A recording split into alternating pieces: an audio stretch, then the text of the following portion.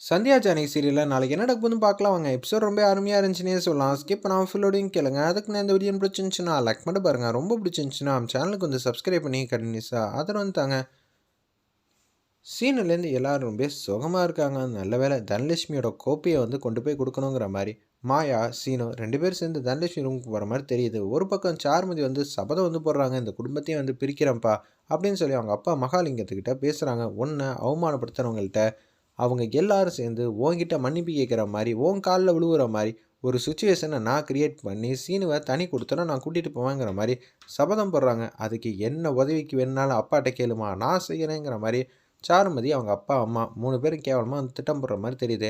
தனலட்சுமி ரொம்ப சோகமாக வந்து ஃபீல் பண்ணிகிட்டு இருக்காங்க. தன்னோட அம்மா மட்டும் இல்லைனா இந்த மாதிரி விஷயம்லாம் நடந்திருக்காது. நம்ம போட்டியில் ஜெயித்தோம் கலந்துக்கிட்டோம் இதெல்லாம் இருக்கட்டுமே, ஆனால் வீட்டில் மட்டும் எனக்கு பதிலாக மாயா வந்து சிக்கியிருந்தா என்ன ஆகுறது? நான் வீட்டில் இல்லைன்னு தெரிஞ்சிருந்தா அப்பா என்னை பற்றி என்ன நினச்சிருப்பாங்க? மாயா வந்து அவள் பேர் வந்து வாங்கியிருப்பாளே. தன்னோட ஆசைக்காக எல்லாரும் வந்து போராடலாம், ஆனால் மற்றவங்க ஆசைக்காக மாயா எடுத்த முடிவெல்லாம் வேறு லெவலுங்கிற மாதிரி ரொம்ப எமோஷ்னலாகி அழுதுகிட்டு இருக்காங்க. ஏன் அழுதுகிட்டு இருக்க? உன்னோட கோப்பையை தான் உனக்கு கொடுத்துருப்பலான்னு வந்திருக்கோம். நீ ஜெயிச்ச வின்னிங் மூமெண்ட்டை அங்கே உன்னால் செலிப்ரேட் பண்ண முடியல, இந்தா அப்படின்னு சொன்னோன்னே அந்த கோப்பையில் தனலட்சுமிங்கிற மாதிரி பேரை பார்த்தோன்னு ரொம்ப சந்தோஷம் உச்சத்தில் இருக்காங்க. கார்த்திக் சார் வந்திருக்காங்க தைரியமாக ஒன்று வந்து பார்த்து இந்த போட்டியில் வந்து கலந்துக்க சொல்லி அப்படின்னு சொல்லி விஷயத்தை எல்லாத்தையும் சொல்கிறாங்க. சீனு வந்து ஆதரவாக இருந்தாங்க.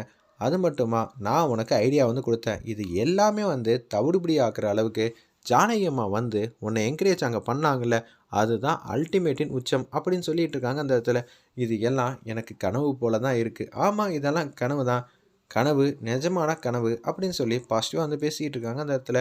உன் அம்மா மட்டும் இல்லைனா உன்னால் பந்தயத்தில் வந்து ஜெயிச்சிருக்கவே முடியாது. முதல்ல கார்த்திக் சாருக்கு நன்றி சொன்னியா? எங்கே போட்டி வந்து முடிஞ்சதுக்கப்புறமேட்டு கோப்பை கூட வாங்கலை. அம்மா வந்து பத்திரமா என்னை ரெடி பண்ணி இங்கே எப்படி வந்து கொண்டு வந்து சேர்க்கணும் தான் பார்த்துக்கிட்டு இருந்தாங்க. ஏன்னா உனக்கு எந்த பிரச்சனையும் வரக்கூடாதுன்னு அவங்க வந்து யோசிச்சாங்க. இது எல்லாமே வந்து சட்டுன்னு திரும்பி பார்க்கறதுக்குள்ளே முடிஞ்சிச்சு. சாருமதி வேற இப்படி வேற பண்ணிக்கிட்டு இருந்திருக்கா. அவங்க அப்பா வந்து மகாலிங்கம் ஓவராக வந்து பர்ஃபார்ம் பண்ணிட்டாங்க. சே, நான் கூட இன்னைக்கு கல்யாணம் வந்து நின்று போயிடும், இனிமேட் கவலையே இல்லைன்னு நினச்சேன் அப்படின்னு சொல்லும்போது, என்ன மாமா இப்படி சொல்லிட்டு இருக்க? அப்படின்னா சாருமதி மேலே உனக்கு விருப்பம் இல்லையா அப்படின்னு சொல்லி கேட்குறாங்க அந்த இடத்துல. நம்ம தனலட்சுமி, எனக்கு ஏன் விருப்பம் இல்லை, நானும் இந்த கல்யாணத்தை நிப்பாட்ட மாட்டாங்களான்னு சொல்லி தான் அவளோட வெயிட் பண்ணிட்டு இருக்கேன்னு மாயா முன்னாடி பேசுகிறாங்க. இவன் வேற என்ன ட்ராக்கை மாற்றினான், அதுவும் தனலட்சுமி கிட்ட. இது சரி வராதே, தனலட்சுமிக்கு மட்டும் இது தெரிஞ்சிச்சுன்னா நாங்கள் 2 பேரும் தான் சேர்ந்து வாழணுங்கிற மாதிரி அவள் வந்து சொல்ல ஆரம்பிச்சிருவா. இப்போ என்ன பண்ணலாங்கிற மாதிரி யோசிக்கும் போது, சரி மாற்றுவான், உங்கள் அப்பா இருக்காங்களே ரகுராம், தாலி கட்டுறா அப்படின்னு சொன்னால் சீனை என்ன பண்ணுவான், வாழை சுருட்டி வச்சுக்கிட்டு தாலியை வந்து கட்டிடுவான். அப்படி இருக்கிற சீனும் ஏதாவது வந்து வெட்டி டைலாகு வீராப்பா இருக்கிற மாதிரி பேசுவான், ஆனால் செயலில் எதுவும் இருக்காதுன்னு உனக்கு தெரியாதான் என்ன? இந்த வீட்டும் சரி இந்த குடும்பமும் ரகுராம் என்ன முடிவு எடுக்கிறாங்களோ அதுபடி தான் செய்வாங்க. ஆனால் அப்பாவுக்கு தெரியாமையே போயிடுச்சே. எல்லாரோட அப்பாவும் வெகுவாக வந்து பாராட்டுவாங்க, ஆனால் என் அப்பா மட்டும் ஏன் இப்படி இருக்காங்க? கூடிய சீக்கிரம் அவங்க அம்மா என்கரேஜ் பண்ண மாதிரி ரகுராமும் வந்து மாறுவாப்பில், அவரும் உனக்கு என்கரேஜ் பண்ணுவாங்கிற மாதிரி பாசிட்டிவாக சொல்லிட்டு அவங்க 2 பேரும் வந்து வெளியில் வந்து போகிறாங்க. சரி மாயா கிளம்பிட்டா, இனிமேட்டு அவள் பின்னாடியே போக வேண்டியதான்னு சொல்லிட்டு மாயாக்கே தெரியாமல் ஃபாலோ பண்ணுறா. நான் மனசில் நினச்சிருக்கிறது எந்த விஷயத்தையும் அவள் புரிஞ்சிக்கவே மாட்டேங்கிறாளே அப்படின்னு சொல்லும்போது அவங்க வந்து ஃபீல் பண்ணுறாங்க கண்ணாடியை பார்த்து. நமக்கு ஏன் சீனுவை பற்றி உள்ள எண்ணெல்லாம் புதுசு புதுசாக தோண ஆரம்பிக்குது. சீனு வந்து மாயா மனசுக்குள்ளே வந்து வந்துட்டாங்க. இது நம்ம மாயாக்கே வந்து தெரியல இதுதான் காதலான. சீனு வந்து இது எல்லாத்தையும் வந்து பார்த்துக்கிட்டு இருக்காங்க. என்னது நம்மளை பற்றியே யோசிக்கிற மாதிரியே தெரியுதே, அப்படி என்ன யோசிக்கிறான்னு தெளிவாக வந்து கேட்கவும் இல்லை. ஏன்னா டிஸ்டன்ஸ் வந்து ரூமோட என்ட்ரன்ஸ்லேருந்து பார்க்குறாங்க. ஒரு 20 அடி தொலைவில் இருக்கனால என்ன நடக்குதுன்னு ஒன்றும் புரியாமல் சீனு வந்து மாயாவே வந்து ரசிச்சிட்டு இருக்காங்க. எப்படி அழகாக இருக்கா. சீனு வந்து யோசிக்கிறாங்க, இவளை எப்படி இருந்தாலும் வந்து நம்ம மனசுக்கு பிடிச்ச பொண்ணை கல்யாணம்லான்னு பார்த்தா மாயா ஒத்துக்க மாட்டேங்கிறாளே. மாயா மட்டும் சம்மதம் சொல்லிட்டா போதும், இந்த வீடே வந்து 2ஆம் நாளும் பரவாயில்ல, நான் உன் கழுத்தில் தான் தாலி கட்டுவேங்கிற மாதிரி தான் சீனு வந்து யோசிச்சுட்டு இருக்காங்க. ஒரு பக்கம் மாயா வந்து அந்த பந்தலில் இருக்கிறப்ப சீனு வந்து அதை மட்டும் வெளியால் யாரும் பார்த்துருந்தா என்ன ஆயிருக்கும், எனக்கே பட்டமாக இருக்கே அப்படின்னு சொல்லி யோசிச்சுட்டு இருக்காங்க. மாயா வந்து காதில் இருக்கிற தோடை வந்து அட்ஜஸ்ட் பண்ணுறாங்க, முடியை அட்ஜஸ்ட் பண்ணுறாங்க. இது எல்லாத்தையும் பார்த்து சீனு வந்து ரசிச்சிட்டு இருக்காங்க. சரி இனிமேட்டு இங்கே இருந்தால் தப்பாயிடுன்னு சொல்லிட்டு அவங்க மட்டும் போகிறாங்க. ஜானகி அம்மா வந்து ரகுராம் தன்னந்தனியாக இருக்கிறப்ப பேச்ச ஆரம்பிக்கிறாங்க.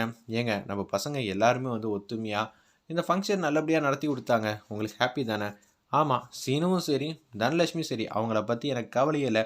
நான் கிழிச்ச கோட்டை அவங்க தாண்ட மாட்டாங்க, இது எல்லாம் எனக்கு தெரியும். ஆனால் அதே சந்தர்ப்பத்தில் மாயாவை நம்பி இந்த ஃபங்க்ஷன் பண்ணதெல்லாம் மிகப்பெரிய சாதனை தான். நீ ஆசைப்பட்டங்கிற ஒரே காரணத்துக்காக தான் நான் இந்த ஃபங்க்ஷனுக்கே வந்து ஒத்துக்கிட்டேன். அப்படின்னு சொல்கிறாங்க. இதை கேட்டோன்னு வந்து சரி பரவாயில்ல விடுங்க, மாயாவும் நம்ம பொண்ணா மாறிடுவா, மாறினா சந்தோஷம்தான் ஜானகி, அவளால் கண்டிப்பாக மாற வாய்ப்பே இல்லை, மாறவும் முடியாது, இது யதார்த்தமான உண்மைதான், இதை புரிஞ்சுக்கிறதுக்கு உனக்கு கால அவகாசம் தேவைப்படுது, ஏன்னா நீ மாயாவை உன் பொண்ணு போல் பார்த்துக்கிட்டு இருக்க, சந்தியாவுக்கு சத்தியம் பண்ணி கொடுத்துட்ட, அதுக்காக தான் நானும் வந்து எவ்வளோ விட்டு கொடுக்க முடியுமோ அவ்வளோ விட்டு கொடுத்து போகிறேன். கோட்டை தாண்டினது மாயா கிடையாதுங்க, தனலட்சுமி, அவரோட ஆசை கனவுக்கு தான் நம்ம தான் முட்டுக்கட்டையாக போட்டுக்கிட்டு இருக்கோம், அதை எப்படி உங்கள்கிட்ட சொல்கிறதுன்னு தான் தெரியாமல் தவிச்சிட்டு இருக்கா நம்ம தனலட்சுமிங்கிற மாதிரி அந்த இடத்துல தீவிரமாக வந்து யோசிச்சுட்டு இருக்காங்க. ஒரு பக்கம் நீ என்னதான் ஆசைப்பட்டாலும் ஆசைப்பட்டது எதுவும் வந்து நடக்காது, ஏன்னா மாயா வந்து வளர்ந்த விதங்கிறது வேற, தனலட்சுமி வளர்ந்த விதங்கிறது வேற, மாயா சொல்லிட்டு செய்வா, தனலட்சுமி சொல்லாமல் செய்கிறா, அவ்வளோதான் வித்தியாசங்க. சரிங்க, உங்களுக்கு போக போக மற்றவங்கள பற்றி தெரியும்னு சொல்லிட்டு தனலட்சுமி ரூமுக்கு வந்து போகிறாங்க. அந்த கோப்பையை பார்த்துட்டு சந்தோஷமாக இருக்கிறப்ப மாயா மட்டும் ரூம்குள்ளே வந்து வராங்க. உன்னை வந்து மாயா தான் வந்திருக்காங்கன்னு தெரியாமல் அந்த கோப்பையை வந்து மறைக்கிறாங்க. ஏய் நான் தாண்டி தானோ, உண்மையிலே அந்த கோப்பையை வாங்குற மூமெண்ட்டை வந்து மிஸ் பண்ணியிருக்கலாம், ஆனால் அந்த குடும்பமே வந்து உனக்காக உறுதுணையாக நிற்கிறத பார்த்தா சந்தோஷமாக தான் இருக்குது, நீ வேற அம்மா தான் உறுதுணையாக இருந்தாங்க அப்படின்னு சொல்லும்போது தனலட்சுமி பார்க்கலான்னு சொல்லிட்டு நம்ம ஜானகி அம்மா வராங்க. அவங்க வந்து பேச்ச ஆரம்பிக்கிறாங்க. சீனுவாக இருக்கட்டும், மாயாவாக இருக்கட்டும், யார் வேணாலும் உனக்கு பாதையை காட்டலாம், ஆனால் அந்த பாதையில் தொடர்ச்சியாக வந்து பயணம் செஞ்சது நீ, கோர்ட்டுக்குள்ளே நின்று விளையாண்டது நீ, ஜெயிச்சது நீ, அப்படி இருக்கும்போது இதை அறுவடை பண்ண வேண்டியது மொத்த சக்ஸஸும் உனக்கு மட்டும்தான், எனக்கெல்லாம் ஒன்றும் கிடையாது. ஏம்மா எனக்கு ஒரே ஒரு சந்தேகம், அப்பா ஏம்மா இப்படி இருக்காரு, அப்பாவும் கூடிய சீக்கிரம் உன் பக்கத்தில் இருந்து கை தட்டுவாங்க, நீ எதுக்கும் கவலைப்படாத அப்படின்னு சொல்கிறாங்க. மற்றவங்க பேரண்ட்டாக இருந்தால் பொண்ணோட ஆசையை தெரிஞ்சுக்கிட்டு உன்னை பக்கத்தில் இருந்துக்கிட்டு மோட்டிவேட் பண்ணுவாங்க. இன்னொன்று, தூரமாக போய் எங்கெங்கே ட்ரைனிங் கொடுக்குறோமோ எல்லா இடத்துலையும் வந்து ட்ரைனிங் கொடுத்து பெரிய லெவலில் அச்சீவ் பண்ணணும்னு ஆசைப்படுவாங்க. கார்த்திக் சாரோட எய்ம் அவளால் கோல்டு அடிக்க முடியல, நான் கோல்டு அடிக்கணும்னு ஆசைப்பட்றாங்க, கூடிய சீக்கிரம் அதை நிறைவேற்ற நான் எவ்வளோ கடுமையாக உழைப்பனோ அவ்வளோ உழைப்பேன். ஆனால் ஏம்மா அப்பா இப்படி இருக்காரு, நீ கூட சின்ன வயசில் பரதம் வந்து சூப்பராக ஆடிக்கிட்டு இருந்தேன், உன் கனவுக்கும் இதே மாதிரி தான் அப்பா வந்து முட்டுக்கட்டை போட்டாரா? தனம் தேவலாம் பேசாத, ரகுராமன் பற்றி எனக்குள்ள அன்பு பாசம்லாம் உங்களுக்கு என்ன தெரியும், நாங்கள் 2 பேரும் எப்படி இருக்கோம் தெரியுமா, அப்புறம் ஏம்மா நீ பரதத்தை வந்து விட்ட, உங்கள் அப்பா வந்து விடலாம் சொல்லலை, தேவையெல்லாம் பேசாத, அப்புறம் ஏம்மா நீ விட்ட, அதுக்கான காரணத்தை சொல்லுன்னு சொல்லி தனம் வந்து புரிஞ்சுக்கிட்டாங்க. நீ அப்பாவை பேச்சை கேட்டுட்டு பயந்துட்டு தான் இந்த மாதிரி விஷயத்த வந்து கலந்துக்காமல் விட்டுருக்க, எனக்கு நல்லாவே தெரியும் அப்படின்னு சொன்னோன்னே கடுப்பாயிட்டாங்க நம்ம ஜானகி அம்மா.